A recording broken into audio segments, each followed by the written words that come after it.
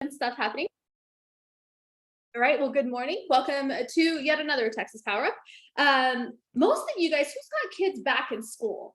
Like anybody? Or are they starting up? Like all right, Jennifer's got her kids back in school. Yeah, I know it's like the week of, we don't start until after Labor Day. So I've got a few more weeks with mine, but it will allow us to have some extra time for our business. So we're all pretty excited about that. So it's good because how many weeks do we have left to pend something this year? Anybody tracking that right now?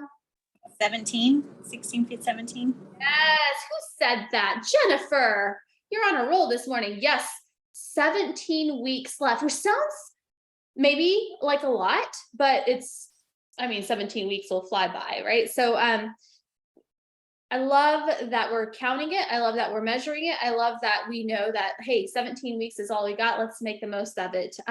We've got quite a few people who joined our company in the last few weeks. So those of you, whether you are staff or whether you are agents, and these are one of your first ones, welcome, welcome, welcome.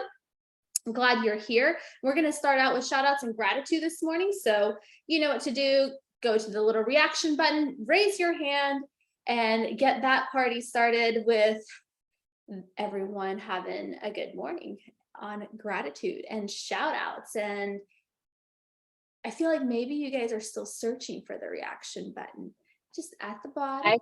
I have one. Well, Fatima, go ahead while everybody's searching for the reaction button to raise their hand. So I have my sister here with me, and I'm pretty grateful for that.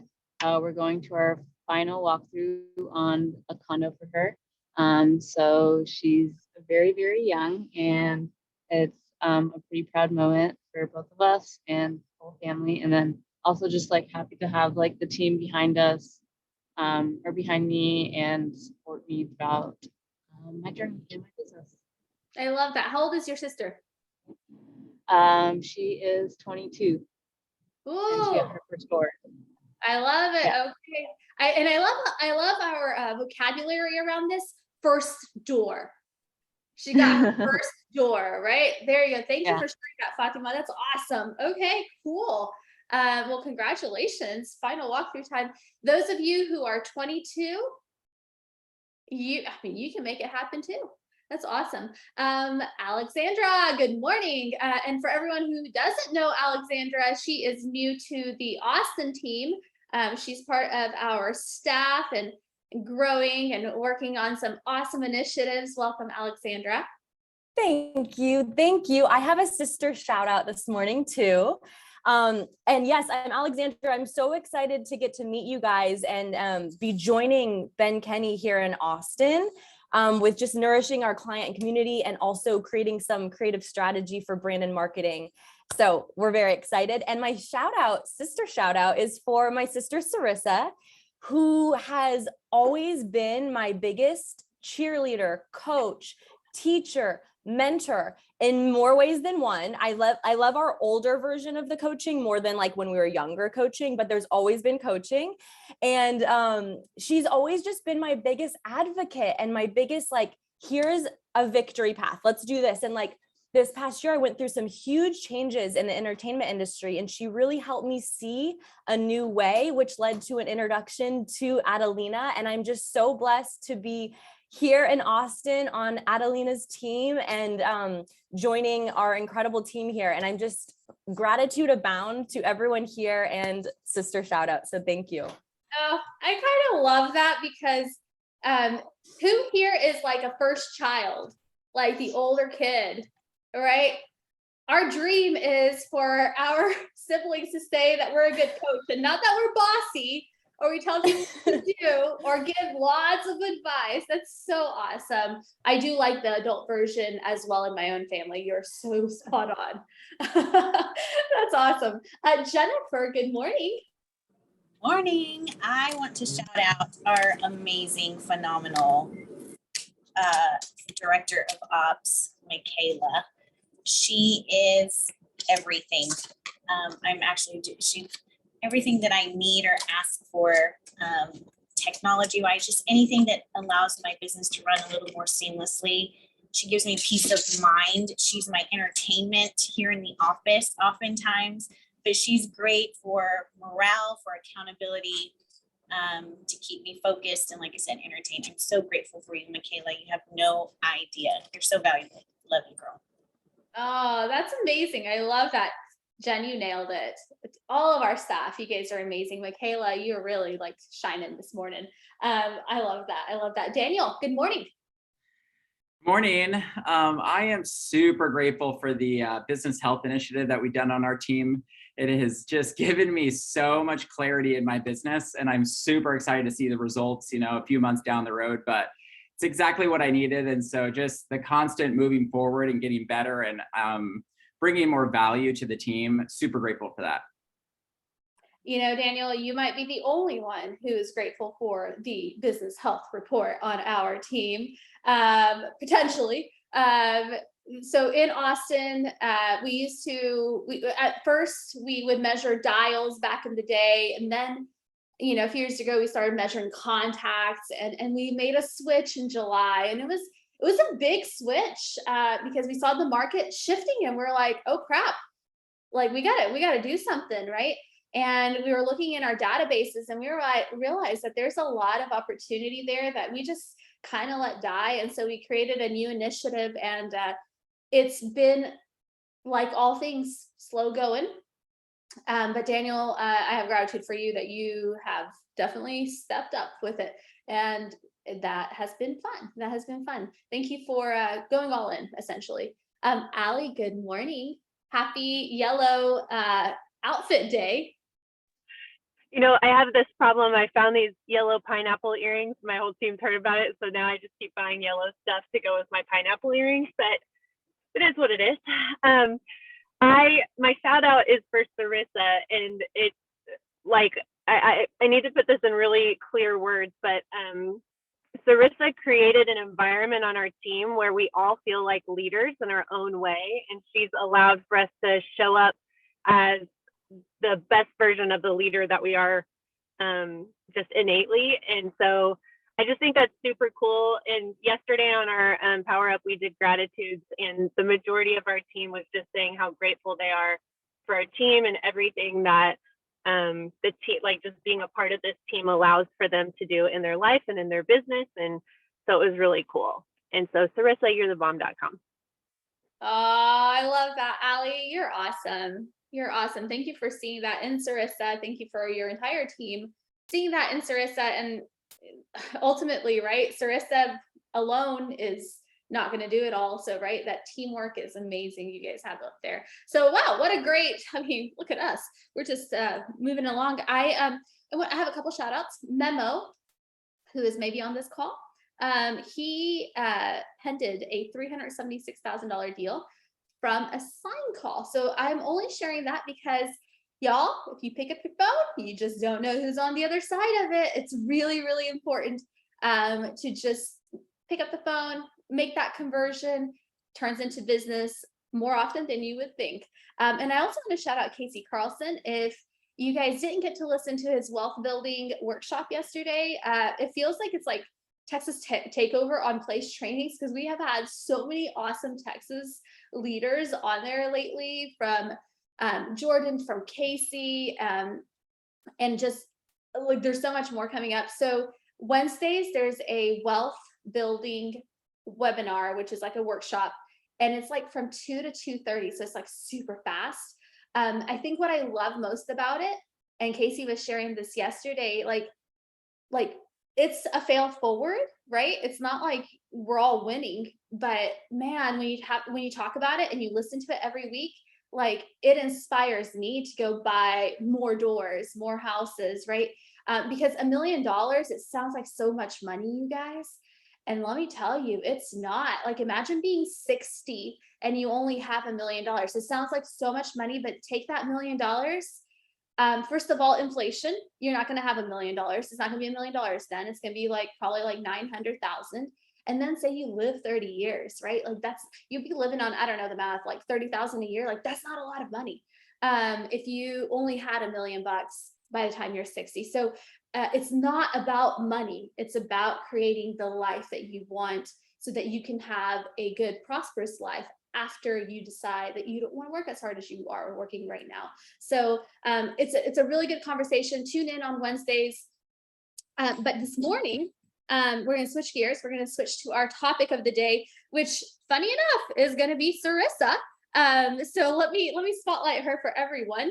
Oh, there she is. All right. Cerissa is in the Dallas-Fort Worth area. I know not everybody knows each other yet, especially when we have newer people that join.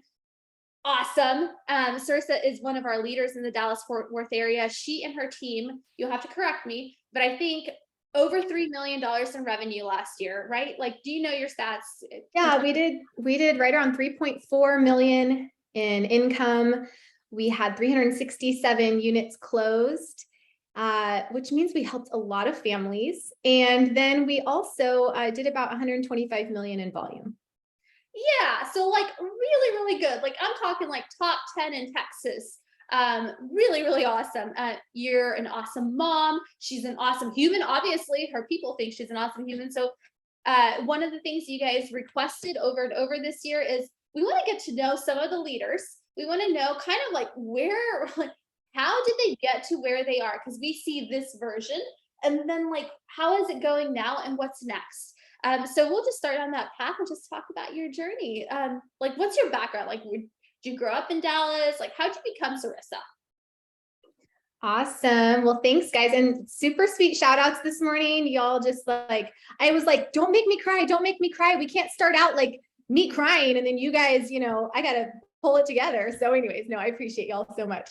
Yeah. So, you know, we all have a journey, and oftentimes, like Adelina says, we see where someone is now, but we don't see how they got there. And, you know, you're not just handed a business that's most of the time. Now, some of you may be handed a business someday that's worth 367 units, but most of us are not just handed that business. And so, yeah, I actually was born in California in the Danville area. And I only say that because when we talk about wealth building, if my dad would still have that house in Danville, it's probably like a $4 million house. Just saying, don't sell your stuff, guys. No, we moved to Arizona when I was little. My parents got divorced when I was about 5 years old. And the cool part about that, you know, 'cause there's always bright side. Like I got to see my mom really show up just as this whatever it takes kind of mom.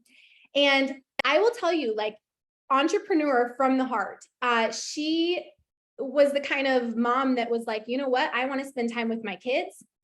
And so she actually created like the first Uber for kids. We just didn't know it was Uber for kids at the time. It was called Taxi Kids. And she would pick us up from school and literally go on routes to drop other kids so that we could still make it to our activities. She also for a while sold real estate. I don't remember that a whole lot, except we'd pull up to like the real estate office once in a while.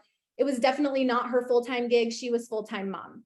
And, but it was really cool to see just like the ways that she would make things happen. And, you know, my dad, on the other hand, was a dentist. So, Dr. Hume was all about, how smart are you? You got your brains from me. And what percentage are you better than as far as all the other students? And, you know, very much like achievement sort of oriented. So, you know, I grew up with this positive, we can do whatever kind of mom, and then a dad that's sort of, you know, our worth was based on achievement in a way. Like that's just reality. So I always joke that my first business was when I was probably 8, Alexander was probably 5. I saw a need in the community. We lived in a neighborhood where it was like new construction. So there was constantly, you know, the trash flies around when the wind blows in Arizona. And I decided we were going to make a cleanup club. So I started door knocking at the age of 8. Not joking. I don't know how my mom let an 8-year-old and a 5-year-old go door to door knocking or, you know, whatever. Yeah, we literally, it's so funny. I think we had a broom and like a trash bag, and we went door to door, and we would tell people that we just wanted 1 penny for every piece of trash, and we would get their buy-in on like, would they pay us if we picked up their trash?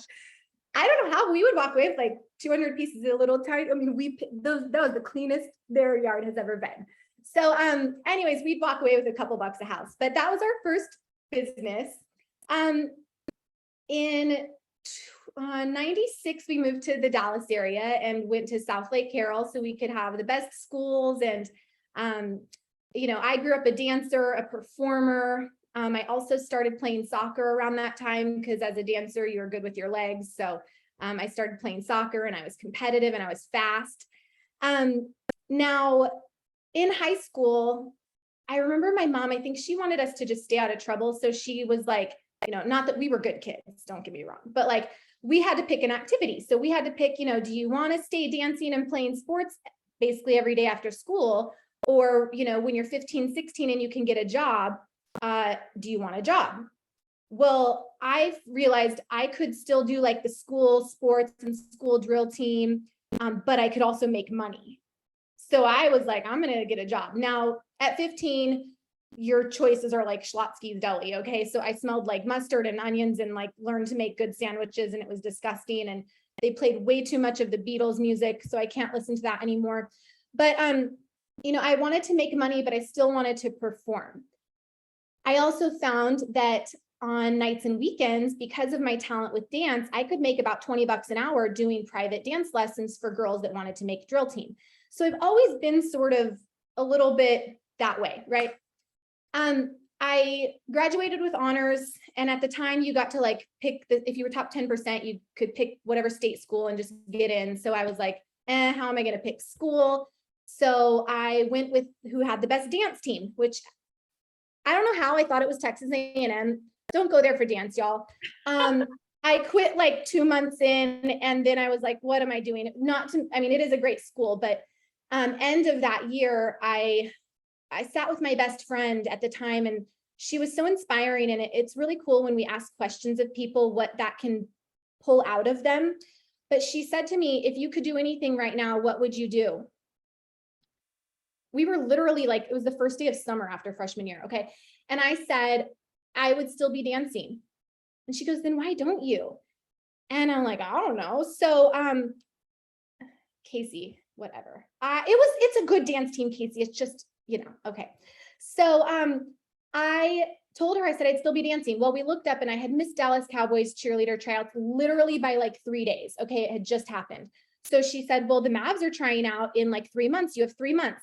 I had gained like a freshman 20. So, I had to figure out I had 3 months. Okay. So I packed up all my stuff, called my mom on the drive home to Dallas and said, Mom, I'm coming home.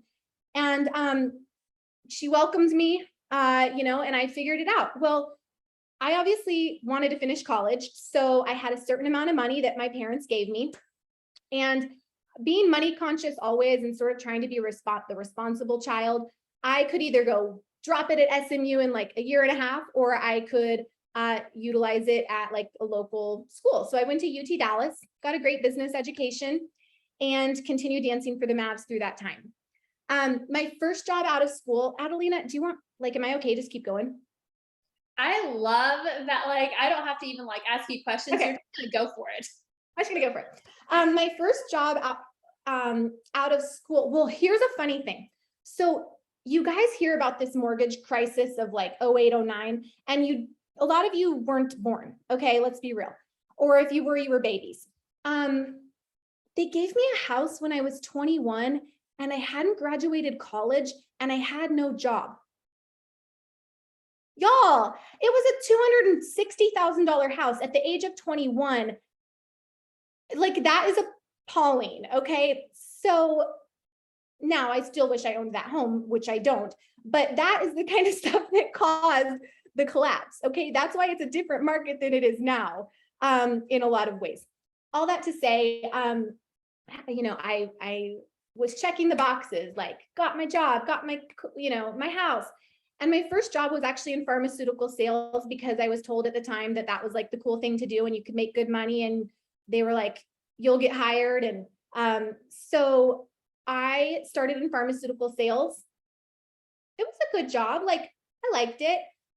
I made good money. I was making like 60, 80,000 as a 22-year-old. I thought that was awesome. And I had a company car, like all the jazz. So I actually, even though I didn't really like the job, because you feel like sort of a glorified caterer, okay, not joking, like you don't really feel like you're using your brain. You have to learn a lot of science, but the doctors never really actually want to talk to you about it. You're there to like get signatures because they want their drugs, okay? So that was what I felt like my job was. And I'm the kind of person, if you know, like my strength finders, I have to have significance in what I do. And I felt zero significance. And so after them changing my territory time and time again, and I realized I have no control over this job, my life, which territory I have. I'm a relationship builder. So every time they switched me, I'd lose those relationships and I couldn't even go back and say goodbye in a lot of cases. So I think one time, this is another thing of how I got into real estate. I was still dancing for the Mavs and I got asked to go on the USO tour to to Germany to go spend time with the troops at Christmas, who were just getting out of the hospital in Germany is their first stop when they're wounded in battle. And so you're with like the most hurt patients, okay? And I thought, oh my gosh, like thing of a lifetime. And I asked my pharmaceutical company, can I go? And they were like, you're 1 day short of vacation time. And I was like, oh, no way in hell you're stopping me from going. So I'm either quitting or I negotiated that I would work New Year's Eve, Christmas Eve, you know, I don't even know. I was like, I'll work because I was, you know, willing to do what it took. So at that time though, in my heart, I was like, I'm never going to work for somewhere where I can't take a day off if I think it's what's special to me or anything like that. So I always like started this exit strategy. Okay. So I got licensed in real estate. I actually did it. I started in 2007. So goodness, I don't know how many years that is, but 16-ish. Started in 2007 and I worked pharmaceutical sales and real estate for 3 years without telling my pharma company. I kind of did it like nights and weekends. And really my goal in that was to pay off debt and to get myself in a position to where I could do real estate full time. So paid off debt, bought a car, and pulled the plug, I guess, in 2011 to go into real estate full time. Now, I really don't feel like my career in real estate started until probably 2014. I had initially got started at a really small brokerage in Dallas. And when I say like, you want to start out with like no systems, no models, no scripts, no nothing. Like I didn't even know what to do. My advice from my broker was like, just go make a social media post. And I'm like, I'm 24. Like, I don't got any rich friends. Like that was my mindset, right? Like, my social is not going to help me much here. And yet I still figured out a way to be the top producer there. Even doing it part-time. Now we were a small brokerage. It was nothing to like brag about. But a couple of years into that, I thought I either suck at this or I am not at the right place. I either am no good and I need to figure that out, or I'm not in the right environment to thrive. So I decided to go interview like the 5 brokers in town that I thought were going to be the best. And I'll be real, like KW was last on my list because of rumors of like the Kool-Aid and all that jazz. So but I will tell you, I still went because I thought I'm just going to see what this is all about. And I walked out of that interview and I tell people I had like this God moment. I'm walking in my car and I was like, like this is where I'm supposed to be. And I'm very surprised about that. And here we go. And so what was appealing to me was that they were willing to help me build a business and also figure out how to have a life. And that was what the team leader at the time said, if I can help you do this, is this what you want? And I was like, yes, it is. And he's still a good coach and mentor to me to this day, Brett Caldwell, love him to death. And, but what did I do? I had left a brokerage where I was selling like 3.5 mil. And that broker told me, you're probably a $6 million producer. And so that was what I thought was my capability. Okay. Can you guys imagine if I still lived under that, you know, what somebody else told me? Yeah. So I got into Bold that first year and, you know, they make you double your goal. So I put out there that I want to be a $6 million producer. And then they were like, double it and then double it. And I was like, this is just a bunch of baloney, whatever. But I had so many breakdowns and breakthroughs through just allowing myself to submit to what other people coached me on. And yeah, Adelina says, you know, we grow into the conversations that are around us. And so I had raised the bar on the conversations I had. Now, I came over as probably a $3.5 million producer. That first year I sold 12 million in real estate. The next year I sold 18, and I started to build a team at that point. Mistakes I made, my first hire, y'all, if I even showed you the filing system, like it was literally scraps of paper, like fit into like a binder. And I thought, oh my gosh, like this is my assistant that's supposed to keep me organized. But at the time I still had no database. I was like living out of a cell phone. It was just a mess. So our business grows to the extent that we do. And I had to start growing and leading myself well. Well, at the time I brought on my mom to help me because I was like literally on fire. And I was like, I just need help, like opening doors, doing anything, like somebody help me. And over the course of the next few years, we grew it to a $40 million business. There was about 5 of us at the time. Elizabeth Gassos joined in about 2016. So what I saw at around 2016, 2017, which by the way, I didn't start buying leads until about an $18 million business. I grew my business based on sphere and based on the neighborhood I lived in. I just got really involved.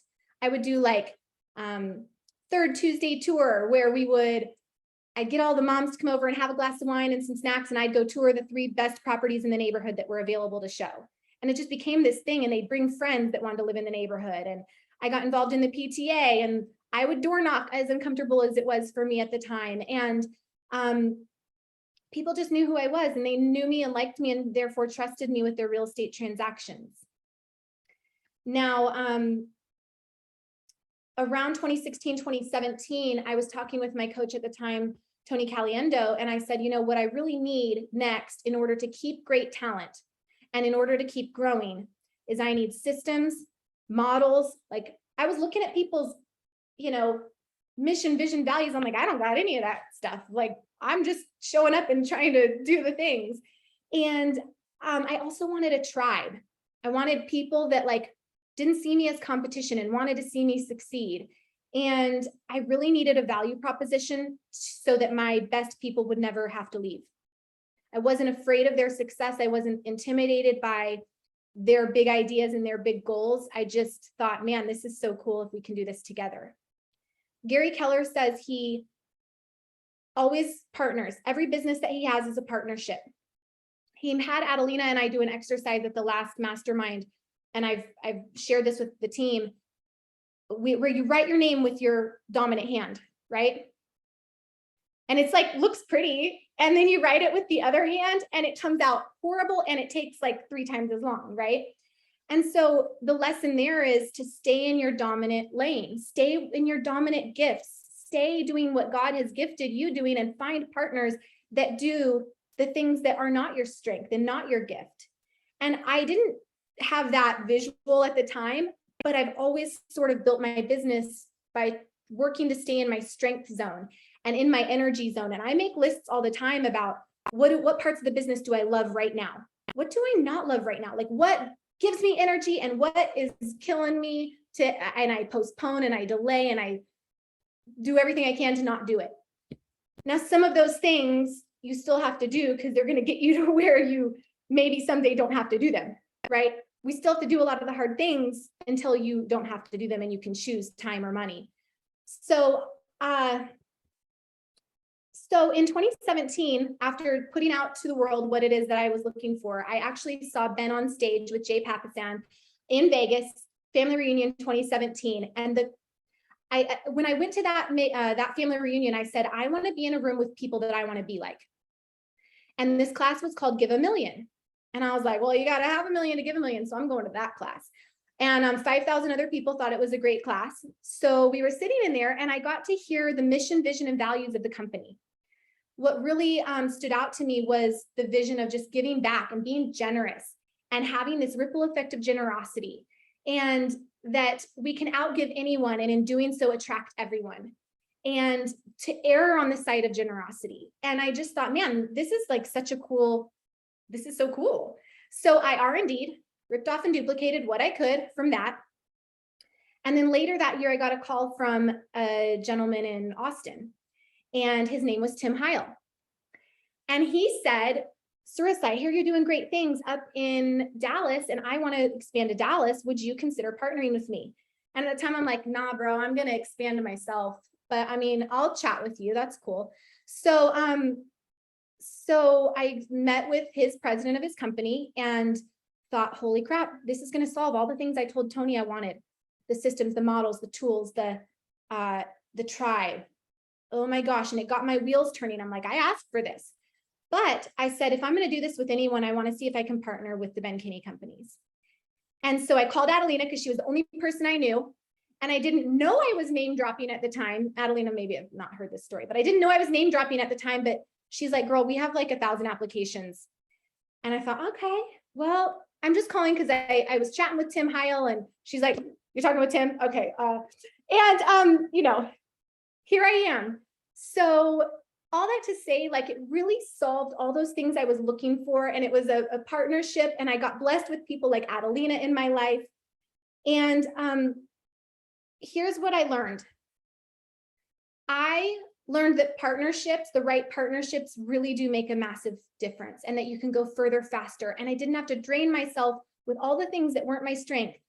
And I could plug in and just have them done, because it was going to cost me hundreds of thousands of dollars to get what I was able to be given, or it was going to cost me years, and probably it was going to cost me both. And so I looked at the opportunity cost and I thought, okay, this is the right move. Now, I thought I was a really good leader when I had 5 of us. And my job as a CEO is to grow the team. So within 2 months, we had 17. And we were the sad puppy show. I don't know, like we were like this little, like pound puppies, like everybody's welcome. And we were a mess. So, so I realized, holy cow, like you can't be a great leader of marginal talent. And we had to go down to a team of about 8 of us. And I stuck with 8 while we figured out who we were, and while we really got solid on our culture and who we wanted to be and how we were going to show up. And then we were able to grow. Like one drop of poison still will kill the whole, still will kill you. Okay, so we had to figure out, when people came into our world, it was a lot easier to see when we knew who we were. It was a lot easier to see the bad apple and to be like, you're not a fit. And I think a good culture attracts the right people and it repels the right people. And so you cannot be lukewarm. We have to stand for something. And when we stand for something, you will attract the people you need to attract. And you will know when you need to say goodbye. So I had to figure out how to lead a larger group. And some of the things that I remember learning that I feel like I'm trying to pass on today is, if you are going to say, if you're going to teach somebody something and you know that there's 6 other people that need to learn this, don't teach it to that one person. Call the group or record yourself, because I could have wasted 6 hours when instead I only needed to spend 1. So think about, what are you doing in your day that instead of having to do it multiple times, you could do it once and either record it or bring people in. So leaders, think about that. I had to learn to manage my time. I also had to learn that I was going to invest my time in the people that wanted to be there, and I wasn't going to be sad or de-energized by the people that didn't want to be there. I was going to invest in the people that wanted to be there. And that has made, those couple of things have made a big difference in us being able to grow.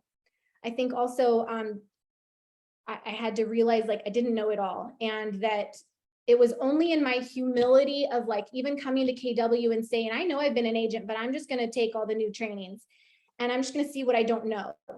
And it was because of that I was able to absorb and realize there was a lot that I didn't know and still don't know. So that's kind of where I am today. I would say we are a team of 28. I think we have 8 admins. 3 of those are VAs. I am in business with incredible leaders, powerful, positive people that we enjoy coming to work. that is what inspires me now. So, you know, it used to be like the next sale, and that is what drove me, and the money with that. And now I get excited to wake up because I have this team of people that's counting on me. And also, like, I get to start seeing them shine as they start to, you know, and like, here's an example. Allie Volmer started as director of sales this past Monday. She was already just leading because it was in her, and she would ask for opportunities, and she would just start leading. And then all of a sudden I'm like, holy crap, like my leader is right here in front of my eyes, taking things off my plate, making my life easier.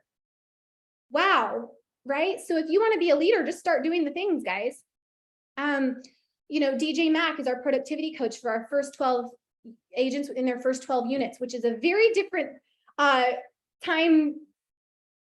I don't want to call it time suck, but you know, like, it's a very different time contribution than it is for an agent like Elizabeth that, thank you, commitment. Thank you. That's a great word. It's a different conversation. And you guys don't know this, like, DJ was my boss in pharmaceutical sales. You never know who you get to stay in business with, and the great people that you get to keep in your world. So, you know, over time, I went from, what did I say, 3.5 million in 2014, 2015, when I came to KW. And then we did 125 this past year. I've learned that you cannot succeed when you hold on to all your roles, when you think nobody can do it better than you. You have to be willing to let go and let people show up. And if they're not the right person, take it back. That's okay. But more than likely, they're going to step into the opportunity that you create for them. And yeah, I'm just excited about where we're at. I don't know. Adelina, take it from here. What do you want to know? Okay, so I want to go back to, I had a question on Dallas Mavericks. Were you that good to make the team? Or like, so was it talent? Was it work ethic? Was it both? Like, going back to that time, because it's not like, I mean, if I try to, oh my God, if I try to try out, like, it would be bad. So how much of it is talent to, like, at that level? How much of it is work ethic? Like, what do you think that looks like? Yeah. So I had grown up dancing, right? So that was in me. It had become a skill that I had worked really hard on. I was at the dance studio, not as much as Alexandra. She's a way more talented performer than I. However, I was still good. You know, but I was there 4 or 5 days a week, multiple hours a day from the time I was 5 years old. And I loved it. And I did take a hiatus to do soccer, but then I realized, what am I doing? They were trying to give me like 6 milkshakes a day to put on weight. And I was like, clearly I need to go back to dance, because at the collegiate level, I'm just going to get like hip checked into the whatever. So to answer your question, Adelina, it was something I had done for a long time and built a very high level skill around. However, you know, when I left A&M, I had 20 pounds to lose, and I had never done hip hop in my life. And we are a hip hop team. So I had to learn an entirely new skill in 3 months, and, you know, get myself to look like a performer, to look like, I mean, most of these girls look 28, you know, I looked 15. So I had to get in front of the right hairstylist, the right makeup artist, the right person to make my uniform. I was there 4 nights a week, getting in shape and learning how to do hip hop. And so when I showed up, guys, at the what do you call it, tryouts, like, I was ready. There was no doubt. In fact, I had made myself known to all the people that would have been making decisions because of the way I showed up, even at practice. First day we had made the team, I remember we are given like videos of what routines to learn over the summer before we come in for our first practice. And you have like 2 weeks to learn maybe 10 routines. And I came in that first day as the youngest person and as the newest person. And I knew the routines better than the veterans who had been there for 5 years. I knew the routines better than the captains. And our director said, do you guys see Cerissa knows the routines better? Now, mind you, I would run in between and I was dry heaving because I was giving everything I had in me, in between routines. And so I will tell you, like, it was everything, girl. I wasn't going to fail. the reason I bring that up, right, because that's such an elite sport, right? And playing at that elite level, right? And I would do a parallel to everyone who walks in and they want to make $100,000 in real estate, or sometimes I hear 200,000 or 300. Sometimes I hear 1 million. I hear 1 million quite a bit lately. And that's an elite sport. Like business is the sport, right? And so when I think about our launch, and it's no different from learning a new like category of that sport, right? Like you may know sales. This is real estate sales. You may have done scripts before. These are the 10 scripts. Like Cerissa had her 10 routine. Yeah. And you guys, as a rookie, you can know the scripts better than the person who's been here for 6 years. You can dress the part better than the person who's sold $1 million houses. You can show up like the leader that you are, right? I think Alexander keeps putting in the chat something about calendar cover. I think about that. I knew I wanted to be calendar cover. You guys, that meant I had to say no to some things, and I had to get very clear on what I was going to say yes to. What did I have to say no to? I had to say no to going out late and partying with my other dancer friends, because after that we'd go to Snuffers and eat cheese fries. And I wanted to be the calendar cover. So I had to meal prep. I had to keep my mindset on the goal and say no to the things that were going to be distractions, or that were going to be taking me further from my goal. So it's all about clarity, and then saying yes and no to the right things. I love that. The other thing that, as you were talking about that, you had been dancing since you were 5. You could have just waltzed in there thinking that you knew it. And yet you said that you're practicing like 4 nights a week. Oftentimes, what I see in our businesses is we already know it, right? Because of maybe what we've done before, or maybe the success that we've had so far, right? And we stop practicing, we stop lead generating, we stop doing the things that actually are the building blocks, right? And it's I love Chris Suarez always says, we're playing this infinite game, right? And we're an elite sports person, right? We are just doing business as sports, which is even better because, right, we don't even have to get hurt. Like our career does not have to be cut short at whatever age. I don't know when you can stop dancing for the Dallas Mavs, but I'm imagining there's not like a 40-year-old dancing for Dallas Mavs. Like, I don't think they're having that, right? So we get to have really long careers in business if we choose to. Do you still sell real estate? What does that look like? You personally? I do a little bit, but when I started a team, I was 75 to 80% of the business. Most recent stats as of yesterday is 3%. So I'm now 3% of the business, but I've had to grow leaders along the way so that I could stay in my strength zone. I was good at selling homes, and I don't have that love for it anymore. Like I did. Does that make sense? Like my love has had to change, and now I love this. Now I love my people and helping them to go sell real estate. So I think sometimes I always say the next step on the path just always lights up for me. I don't have these big like 5-year, 20-year plans, guys. I just know, like, as I look at my life and as I look at the business, what is the next best thing? What is the next step? And then I choose whether I'm going to take that. I love that. I'm gonna open up for questions. So like, if you've got questions, pop them in the chat, or raise your hand if you're brave. That's cool too. Maybe even cooler. So we'll give everybody a few seconds. If not, I have another question, but I want to make sure everybody has time to hear from you if they have a specific question. I'll make it awkward too. Just sit here. Cerissa has no problem staying quiet during like a tough conversation. I've seen her do it, and it's pretty cool. All right, Jen. I should be able to ask you this in person, but this industry is so grueling, and you talk about like work ethic and, practicing and scripting and being the best, showing up and time on task. But then we have a personal life, right? And sometimes our personal life interferes with that or gets messy. What keeps you grounded? What keeps you focused? Yeah.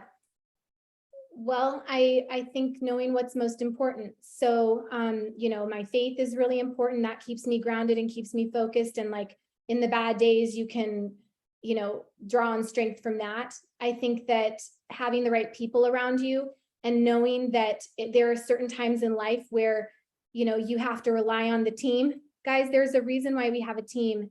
It's so much more fun and easy and wonderful to go through life when you can say, hey, I'm dealing with this right now. Can you take this load off my plate? And I'm here for you when it's time to switch roles. So we're all going to be in those positions where we either need some time back or we need, to hustle harder for some money. So I've had both of those in my life. Did I answer your question, Jen? It's all of you guys, honestly. It's,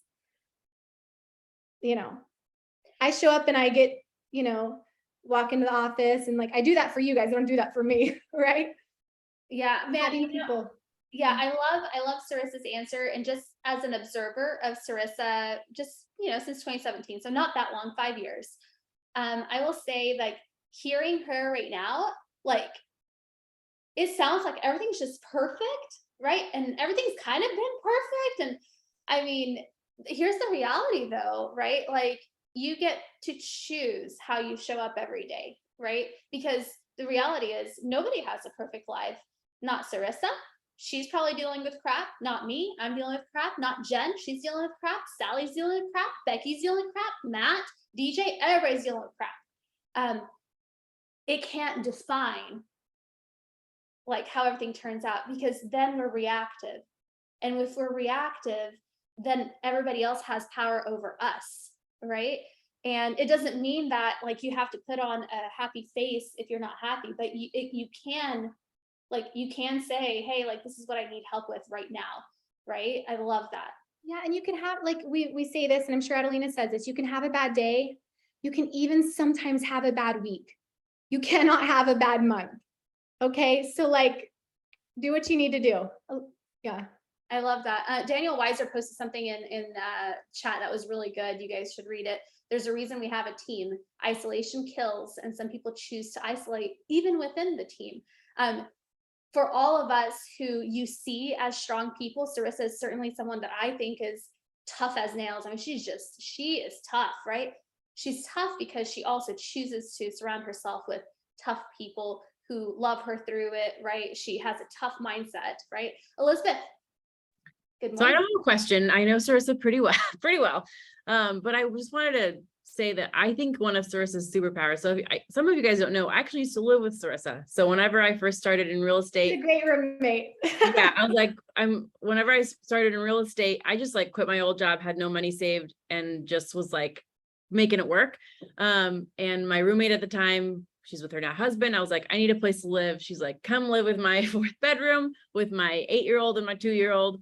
And what I observed from her there is that she's very good at not getting distracted. She doesn't really watch a ton of TV, even like things in the kitchen. Like if the kitchen had stuff on the counter, like she would literally just be like, it's all going in the garbage. I don't care what it is. She would swoop it all and it would all get clean. Like she just wants no distractions. So I always just thought that was a really great superpower of hers, of being able to not just stay focused, but really like just have her environment have like no distractions in it. I didn't realize that one, but yeah, my sister's confirming as well. Well, your environment, you guys, your environment is going to be conducive to you having results or not. And that is the environment of people around you. Are you surrounding yourself with top performers, or are you surrounding yourself not with top performers? Are you allowing all the distractions in, or are you not? That's funny, Elizabeth. Thank you. That's a really good share, Elizabeth, because I hadn't thought about that, Cerissa, but you do control your environment really well. Like, it's important for all of us, right, to control the things around us that we can control. Can you control people? No, you can't control people and what they do and things like that, but you can certainly control the other things that are in your power so that you have enough bandwidth and willpower to deal with the stuff that come your way. Adelina, one thing on that, when I think about like models, you guys, like I will say when I'm my best, it's because I'm sticking to routine and the things that I know that matter for me. I'm sticking to my health routine. I'm sticking to my spiritual routine. I'm sticking to my sleep routine. So if you can get clarity on how you show up best, those are going to be really important things to take you further and to be able to know when to say yes and no to things. I love that. Casey, I saw your hand. Did you disappear on me? Yeah, so I was going to ask a question and then it essentially got answered, but Cerissa, I will just share an aha then. Everyone has been mentioning that on your team, there's a culture of people being empowered as leaders, right? And I was going to ask about where that comes from, how you communicate that, but actually my big aha here is that you lead yourself first and you lead yourself very well. And it's just really clear to me that you're a killer leader and you lead by example first. And I think that's really great. Thank you.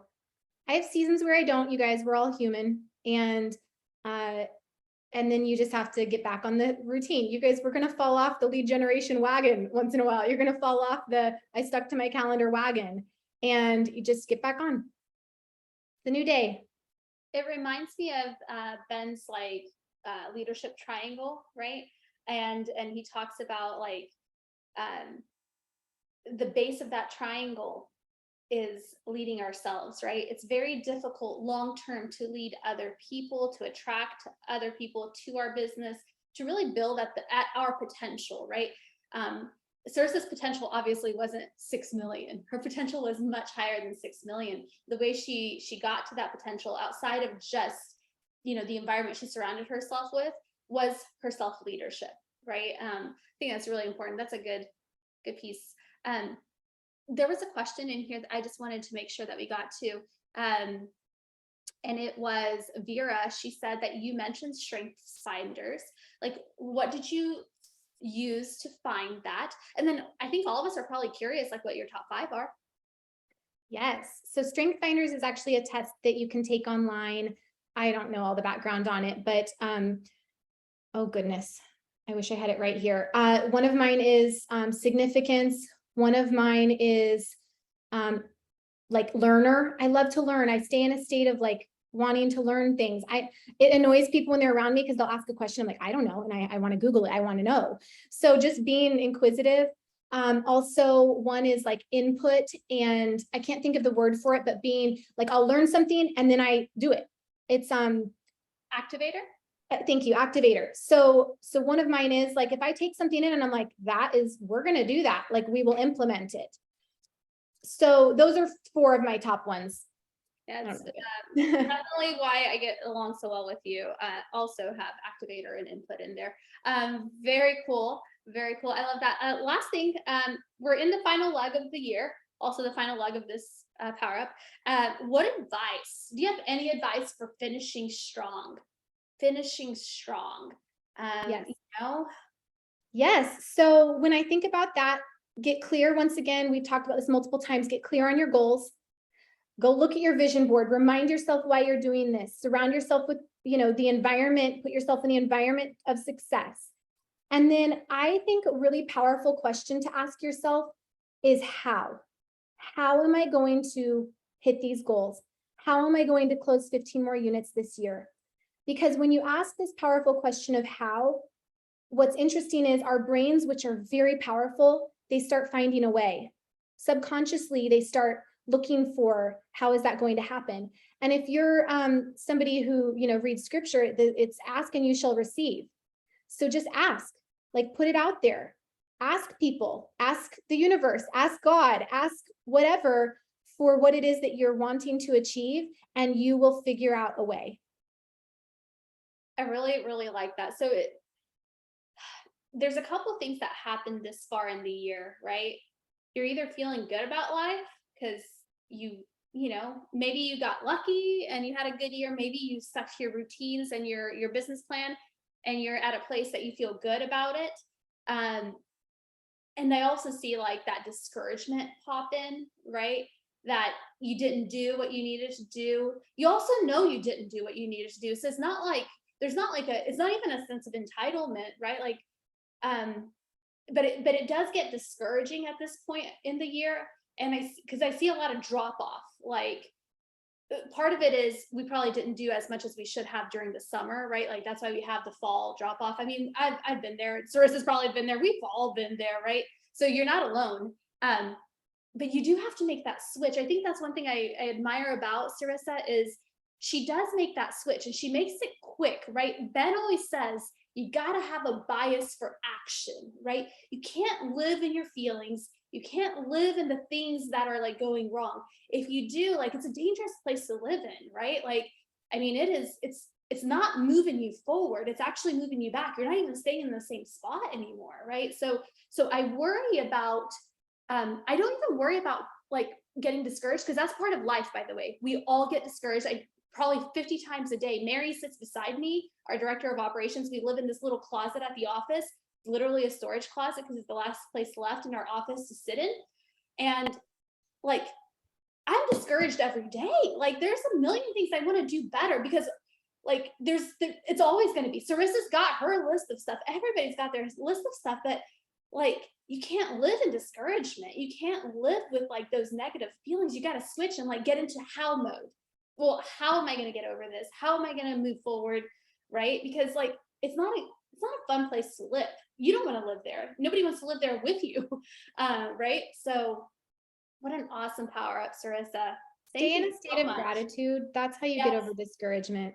Stay in a state of gratitude and start now. Like the minute you realize you're off track, course correct. Whether it's you ate, horrible and so now you think you're going to blow the whole day or the whole week. No, just start now. Like it's not that big a deal. Like it's just not. And stay in a state of gratitude for all the things in your life.